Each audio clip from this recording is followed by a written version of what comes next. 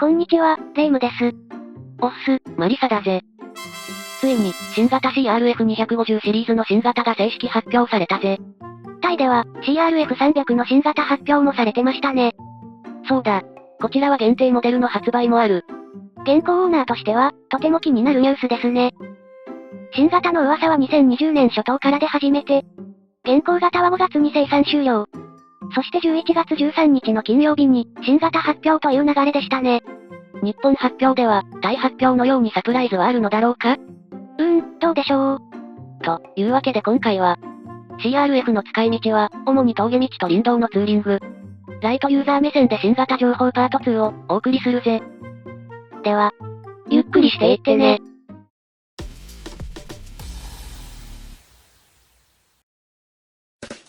さて、新型の変更点をチェックしていくぜ。まずは簡単な車種説明、そして変更点、おまけって流れで話していきますね。CRF250 には2種類のモデルがあります。競技用モトクロスマシン、CRF450R のデザインを踏襲し、オフロードでの走破性を求めたモデルの L。ダカールラリーに参戦する CRF450 ラリーをデザインで表現したモデルのラリーです。L とラリーの大きな違いは、デザインとタンク容量だな。あと値段ですね。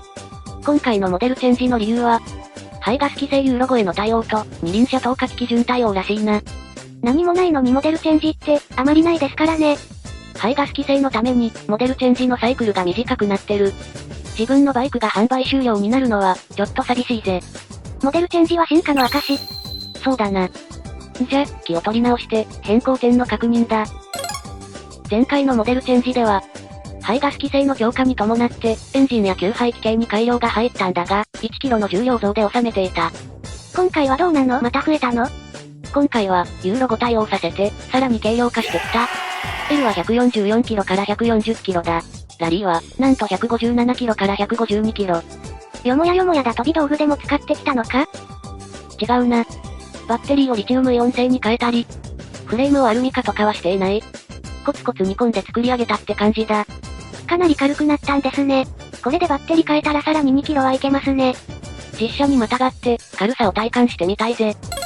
そして、今回の目玉。ラリーの燃料タンク容量が増加したぜ。旧型は10リットルだが、新型は従来比2リットル増量の12リットルだ。エンジン燃費も向上しているし、長距離ツーリングでの安心感がマシマシですね。容量増加は賛否両論はあると思うけどな。走行距離の増加はラリーのコンセプトには合ってるし、個人的には嬉しい変更だな。羨ましいでしょ？羨ましくないもん。長距離ツーリングは、年に数回しか行かないし。ソロ2だから、給油タイミングも気にしないし。それに。もし、旧型へ大型タンクをポン付けできるなら謹んで装着する。旧型オーナーには気になるところですね。もし情報があれば、教えていただけると主が大変喜びます。お次はパワーユニットだ。旧型に比べ、新型は最大トルク発生の回転数が下がってる。その分燃費も約 1.7 キロアップしてる。これは、給排気系を刷新した効果だな。ギアレシオも5速までをローレシオ化、6速は巡航用でハイレシオ化された。アシストスリッパークラッチも装備されてる。パワーユニットを規制に適合させるだけじゃなくて、性能や使い勝手をさらに向上させてくるなんて。排ガス適合させて性能そのまま、という車種も多いですからね。ホンダの設計要件って、一体どうなってるんだ？ぜひ知りたい。普段の研究と努力を忘れないこと、ですよ。きっと地道な開発と工夫の賜物です。開発者泣かせなメーカーだぜ。新型はフレームが新設計だ。合成バランスの最適化と軽量化を図ったとありますね。フレームとスイングアームで、L は従来モデルから5キロ軽量化。ラリーは5キロの軽量化だ。フレームはスッキリ、スイングアームは細くなってるのが目で見てわかる。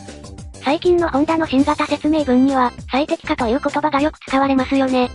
新型の 1000RRR や 600RR でも使われてたな。見た目はあまり変わってないけど、溶接部分を減らしたり、構成部品を削減したりして、性能アップさせる手法だ。少し前ですが、ホンダで採用されている解析ソフトのニュースを見かけました。こうしたソフトを使って最適化していくことが最近の手法なんでしょうね。新型では足回りの仕様が整理されたな。S とノーマルの2種類の仕様から選べるぜ。旧型の LD、ローダウン仕様のモデルは廃止された。なので、旧型のノーマルモデルが S、旧型の LD がノーマルにスライドした形だ。最低地上高、シート高の違いはこんな感じだ。S タイプは旧型のシート高より低いですね。でも最低地上高は上がってる。サスのストローク量も増えてる。で、ABS は前後にチャンネル化された。ライダーに優しい仕様になりましたね。ちなみに CRF250 の競技モデルである R のシート高は、なんと 957mm だ。最後は細かい部分を見ていくぜ。メーターが新しくなってますね。ギアポジション表示が追加されてる。サイドカバーのデザインが変わってますね。すっきりした形状になってるぜ。フットペグにステップラバーが装着されるようになりました。これでシューズへのダメージが軽減されるな。サイドスタンドの設置面積が増えてるって。これで停車時の安定性がアップするのかな？で、これだけ変わって、肝心のお値段は？ L は約10万アップの59万9500円。ラリーは約4万アップの74万1400円。この価格をどう捉えるかは、あなた次第。で、国内の発表に先立って、対ホンダでは CRF300L とラリーが発表されてましたね。日本仕様との大きな違いは、エンジンが 300cc となっていることだ。それ以外の仕様は同じようだな。で、羨ましいのは、H2C ブランドのパーツを装着した特別仕様車があることだ。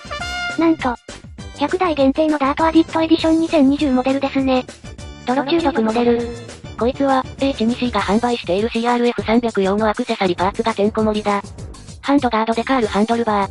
ヘッドライトガードリアキャリア GPS ホルダーなど、14のオプションが装備されている。もう、出来上がっちゃってますね。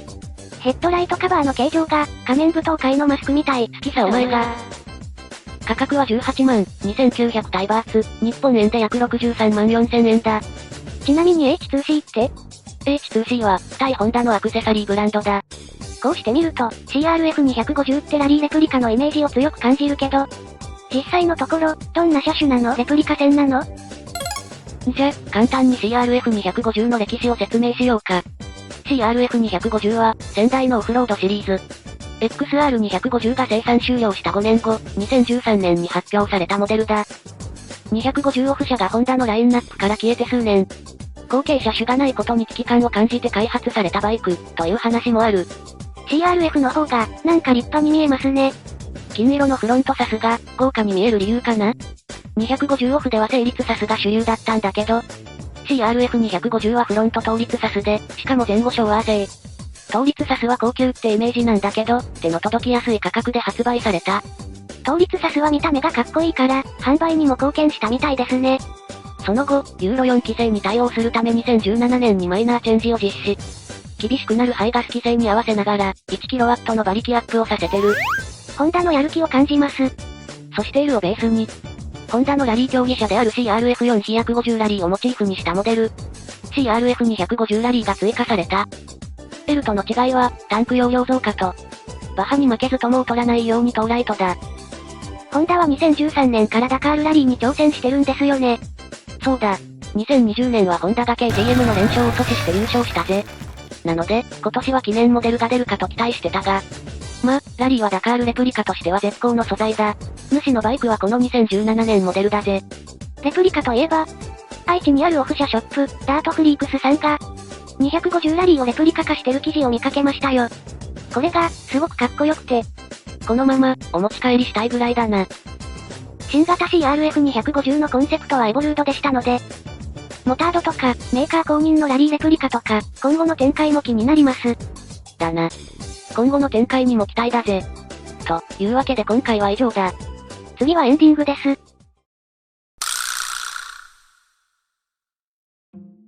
新型が出ましたが、実車が見れるのは当分先になりそうですね。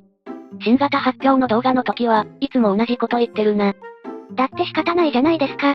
片田舎で新型バイクを見かける機会は少ないし、レースやイベントもコロナで全滅ですし、モータースポーツフェスとか、WRC ジャパンとか、動画ネタにしようと思ってたのにな。そういえば、2021年のレースイベント日程が、ぼちぼち発表されてきましたね。まずは8対こと、鈴鹿8時間耐久ロードレースは、2021年7月15日から18日だな。閉催で鈴鹿4時間耐久ロードレース ST600 も行われる。開催クラスはフォアム IWC とスーパーストックの2クラスだ。本来なら今月開催される予定だったラリージャパンは、2021年11月11日から14日で開催決定だ。ラリージャパンのイベントは、今年の11月から色々と開催されますね。まずは愛知のイオンモール岡崎だな。11月14日から18日で開催だ。トークショーやラリー関連品の展示がある。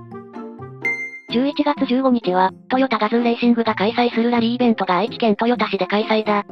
ラリーに関するブース出展があるぜ。11月21日は、アルペンクラシックカーラリーが愛知県岡崎市内各所で開催される。旧清き時代に製造されたクラシックカーによる本格的なターマックラリーの理解を深め、より日本で普及させるためのラリーイベントだ。ロスマンズカラーのポルシェや、ダルマセリカ、日産バイオレットなどが走ってましたね。新旧ラリーカーが見れるので、主おすすめのイベントだ。最後は、11月21日から22日、名古屋市栄久屋大通公園内で開催されるイベントだ。ここでは、トヨタガズーレーシングの WRC 参戦マシンやリス WRC レプリカの展示があるぜ。ラリードライバーのトークショーや、ゲーム体験もある。盛りだくさんのラリーイベントですが、コロナの感染拡大が第3波に入ったとも言われているので、事前に情報収集して、開催状況を確認してくださいね。では、今回はこの辺で。それでは、See you!